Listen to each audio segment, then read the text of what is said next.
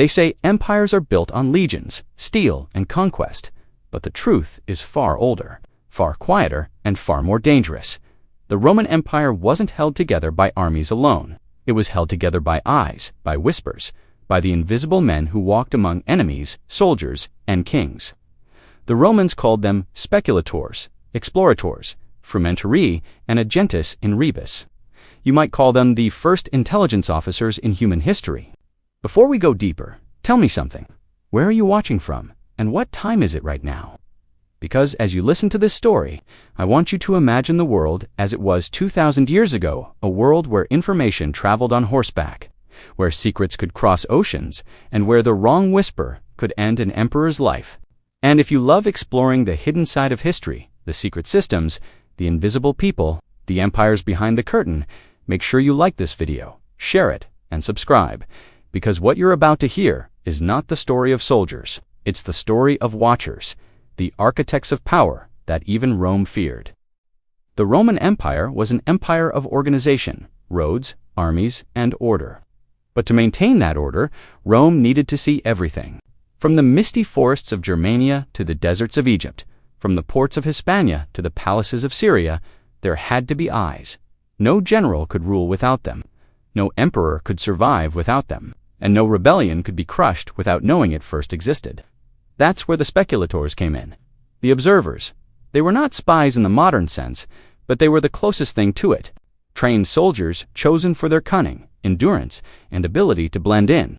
They followed enemy movements, infiltrated camps, and sent coded messages back to the legions. Some disguised themselves as traitors, others as deserters. They were the ones who moved in the shadows long before the word spy had meaning. When Julius Caesar crossed the Rhine and entered Gaul, his campaigns were not just battles of swords, they were battles of information. His commentaries, his famous writings, describe a general obsessed with reports. Caesar relied on scouts, informers, and double agents who could track tribal alliances and movements days before they happened. He once said that a battle can be won with courage, but an empire is won with knowledge. And that idea, that information was the true weapon, became Rome's secret philosophy. But the brilliance of Roman intelligence wasn't only in its military scouts, it was in how it evolved. As the empire grew, so did the need for internal surveillance. And this is where the story turns darker. You see, when the sword conquered nations, the scroll maintained them. The early emperors realized that rebellion doesn't begin on battlefields. It begins in words, in rooms, in silence. So the Romans created the frumentarii. Originally, a group of soldiers responsible for collecting grain and supplies for the legions. But over time, they became something else entirely. Under Emperor Domitian and later Hadrian, the frumentarii transformed into a network of imperial informants. They traveled across provinces, reporting not just on logistics, but on the loyalty of governors, generals, and even senators. By the time of Emperor Marcus Aurelius, their job was simple: to know everything. Imagine that for a moment. An empire stretching from Britain to Egypt, from the Sahara to the Rhine, and somewhere in between. A Roman soldier knocks on the door of a local magistrate. He's polite. He delivers a message from the emperor's administration. Maybe he asks too many questions, and when he leaves, that town's fate has already been decided, because behind every question was a report, and behind every report was a file in Rome. These men, the frumentarii, had no uniform to distinguish them. They were feared more than loved.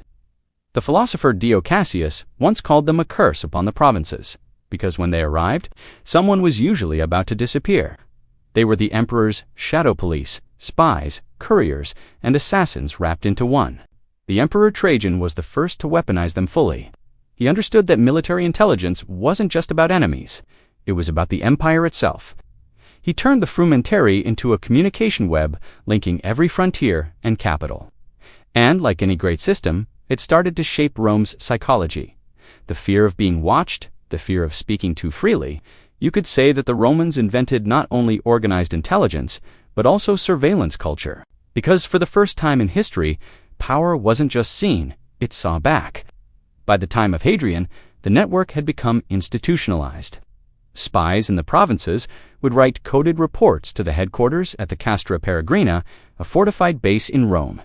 Dedicated to these special agents, inside, Records were kept: names, activities, plots. Rome had built an intelligence database without realizing it, a forerunner to all the world's secret archives. But as always, the brilliance of the system carried a seed of its destruction. The more the emperors depended on intelligence, the more they began to fear it. Traitors, real or imagined, became everyone.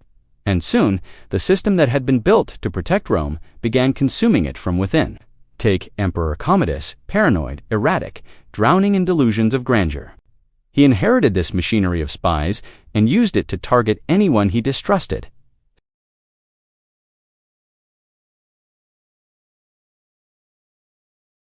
Their power spread like infection, and by the 3rd century, the entire empire was choking under the weight of secret surveillance. But it wasn't all shadows and fear. On the borders, in the icy forests of Germania and the deserts of Arabia, the explorators still did their work, silent, relentless, observant. They were the military intelligence scouts, the eyes and ears of the legions. Their survival depended on reading terrain, tracking movements, understanding languages and local customs. They often lived among enemy tribes for months, pretending to be wanderers or traders, sending reports through signal fires and secret couriers. It was a brutal life, but it made Rome untouchable. Every campaign, from the conquest of Dacia to the wars in Parthia, relied on intelligence gathered by these invisible soldiers. Roman success was never just about discipline or strategy. It was about data, human data, centuries before the word existed. When Augustus reorganized the empire, he also reorganized intelligence. He built the cursus publicus, a state-run communication and courier system. Horses and riders could carry messages faster than ever before across thousands of miles of roads that connected every Roman outpost. What few realize is that this was not just administration, it was control. Information could be centralized, filtered, and redirected. Augustus had created a proto-intelligence infrastructure that allowed him to read the pulse of his empire. Behind every reform, there was surveillance. Behind every stability, there was control. And yet, even the Romans understood that intelligence was not only about knowing what was true, but also about knowing what others believed to be true. Propaganda was Rome's parallel weapon. The same empire that perfected the art of spying also perfected the art of shaping perception. Coins were minted with emperors' faces to spread the illusion of presence. Inscriptions and public readings told one version of events, Rome's version, and as rebellions spread across provinces, the empire fought not just with swords, but with stories. Think about that. 2,000 years ago, Rome already understood that information warfare was the key to empire. They didn't have radio, they didn't have print, but they had symbols, rumors, and spectacle. Their spies gathered truths. Their public rituals disguised lies. That combination is why Rome lasted longer than any other power of its kind. But the machine they built, this empire of information, came at a cost. The more Rome saw, the less it trusted. Generals began spying on emperors. Emperors spied on generals. Governors wrote secret letters accusing each other. In the shadows of the Colosseum, beneath the roar of the crowd, whispers determined who lived and who died. By the 3rd century, the system had become too large to control. So Emperor Diocletian did something extraordinary. He dismantled it. He disbanded the frumentarii and replaced them with a new, more disciplined corps called the agentes, in rebus, the men of affairs. These were not soldiers. They were administrators, bureaucrats, and messengers who also acted as state observers. It was the next evolution of Roman intelligence: less blood, more control. This reform gave birth to the first organized civil intelligence agency in the ancient world. The agentes reported directly to the emperor's secretariat. No generals, no senate, no intermediaries. They were everywhere, in courts, provinces, and garrisons. If you spoke against the emperor, they knew before your neighbor did.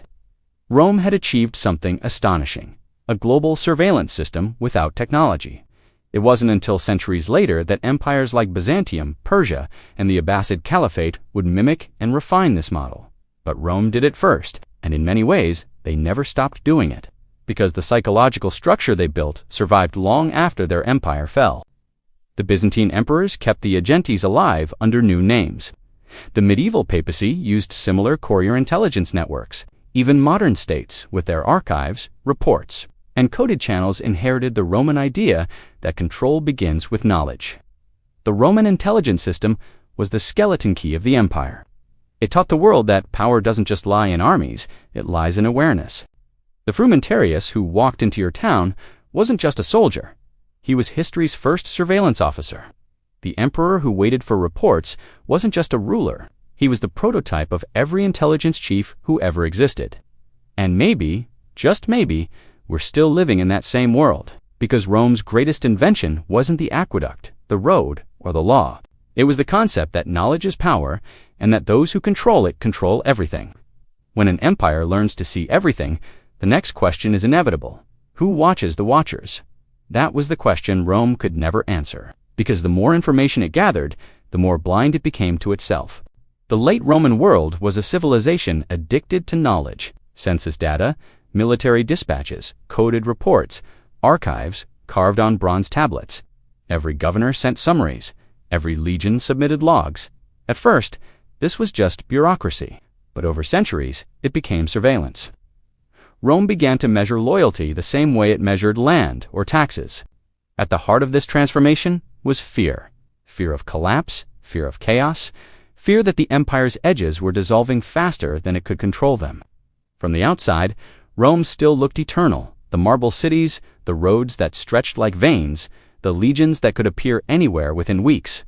But inside, emperors had begun to rule from behind curtains.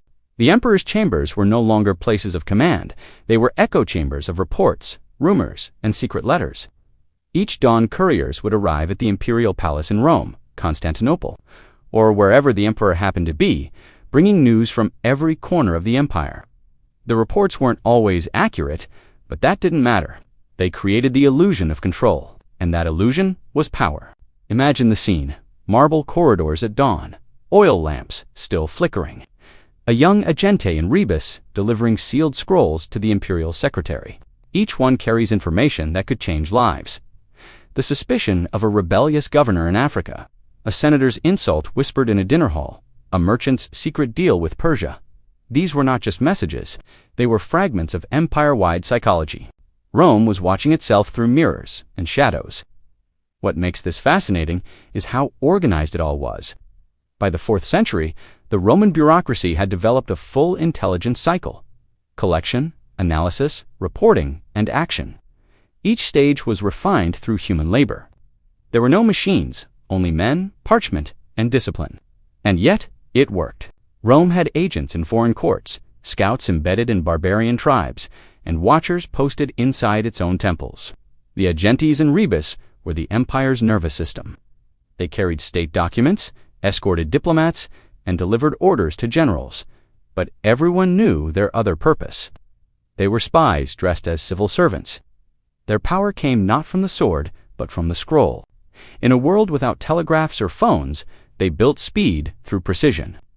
They memorized roads, rotated fresh horses at posting stations, and carried small metal identification tags to prove their authority. They could travel faster than any private messenger, sometimes covering 250 miles in a single day. Think about that. In an era of sandals and wagons, Rome had built the fastest and most secure communication network on Earth. But the real genius of the Roman intelligence system wasn't logistics, it was psychology. The emperors knew that fear could govern where armies couldn't. Every Roman subject, from a senator to a soldier, knew that the empire could see them. That knowledge itself became control. You didn't need to be punished to obey. You only needed to believe someone was watching. It's the same logic modern intelligence agencies use today. Surveillance is not only about data, it's about perception. The Romans understood that before anyone else. One of the most chilling examples comes from Emperor Diocletian's reign. As he reorganized the empire into the tetrarchy, dividing it among 4 rulers, he also reorganized intelligence. He expanded the agentis in rebus and gave them overlapping jurisdictions. No single official could ever know how many agents there were or where they operated. This created deliberate confusion. A governor might suspect his assistant. A general might fear his courier. Everyone became both an observer and observed. It worked. Rebellions decreased. Information flow became tighter, and for nearly a century, the empire stabilized. But beneath that calm surface, paranoia grew.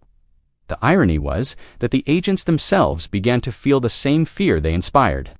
Their reports were cross-checked, their loyalty constantly tested. Some disappeared without explanation. The empire had turned inward, the hunter now haunted. This is the psychological hallmark of late imperial intelligence. Total surveillance leading to total distrust. But if that sounds dystopian, it's also profoundly human. The Romans, more than any ancient power, recognized the fragility of order.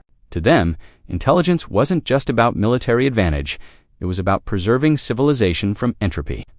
When a barbarian horde crossed the Danube or a governor refused to pay tribute, it wasn't just rebellion, it was a crack in the world's foundation, and the emperor's eyes, his spies, were there to seal the cracks before they spread. Still, the more eyes Rome opened, the less clearly it saw. By the 5th century, the reports pouring into Constantinople were filled with contradictions. Governors falsified information to look loyal.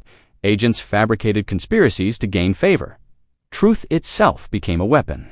This is how the Roman intelligence system began to die, not through defeat, but through distortion. When an empire depends on information, false information becomes its poison. Historians often blame Rome's fall on economic collapse, invasions, or corruption. But few talk about informational collapse, the moment when the empire's network of knowledge turned into noise. The same system that once gave Rome omniscience now drowned it in rumors. One could argue that this was the first recorded case of information overload in history. The emperors could no longer tell what was real. By the time they acted on a threat, it had already evolved or disappeared. The machinery of intelligence had become too big for human minds to control. And yet, out of that collapse came something astonishing, the blueprint for modern intelligence thinking. When the Western Empire fell, its spy systems didn't vanish, they fragmented. The Church inherited the courier networks and communication structures. The Byzantine Empire refined the agentes and rebus into a subtler, more intellectual intelligence service. They specialized in psychological manipulation, bribes, and double diplomacy, turning espionage into an art. The Byzantines even developed what historians call diplomatic intelligence, a method of embedding spies inside embassies and foreign courts under the guise of negotiation. Sound familiar? It's the ancestor of every modern diplomatic attaché who doubles as a field operative. Meanwhile, the Islamic caliphates, particularly under the Abbasids, studied and adopted Roman models. Their Barid system functioned both as a postal service and intelligence network. Each province reported to the caliph's secretariat with coded letters about governors, taxes, and public sentiment, almost identical to the Roman chain of command. You could say the ghost of Roman intelligence walked quietly through the corridors of Baghdad, Constantinople, and later, Venice. Wherever bureaucracy and empire met, the Roman idea followed. Control begins with knowledge, and knowledge begins with listening. But the real legacy wasn't just in structure, it was in attitude. The Romans believed that stability depended on secrecy. To them, transparency was a weakness. Even emperors kept secrets from their own councils. That belief created an entire political culture built on compartmentalization. Need to know authority, classified information, covert observation, all ideas that echo through intelligence agencies today. Let's pause on that. Over 1,500 years before the CIA, MI6, or the KGB, the Romans already practiced the psychological foundations of the modern intelligence state. They understood chain of custody, plausible deniability, and controlled communication. The only difference is that their reports were written on papyrus, not screens. So when we talk about the Roman Empire, we're not just talking about military power. We're talking about the invention of an informational consciousness, a civilization that didn't just conquer space, but perception. There's something deeply haunting about that. Because what the Romans built, this massive, invisible machinery of observation, still echoes in the way we organize our world today. Governments watch borders, corporations track consumers, algorithms monitor behavior. The form has changed, but the essence remains Roman. It's the same empire, only digitized. And maybe that's the real secret of Rome's immortality. It didn't survive through monuments or marble, it survived through methods, through systems, through the way it taught humanity to see and record itself. If you could walk through the ruins of the Castra Peregrina in Rome today, the old headquarters of the frumentarii and later the agentes, you'd find nothing but stone foundations. Yet beneath that ground once flowed a river of secrets. Orders coded in shorthand, reports marked with wax seals, names whispered in corridors. Those walls once held the heartbeat of an empire, and somewhere in that silence lies the unspoken truth. Rome didn't fall because it lost power. It fell because it lost clarity. The watchers lost sight of what they were watching for. So maybe that's the lesson we inherit.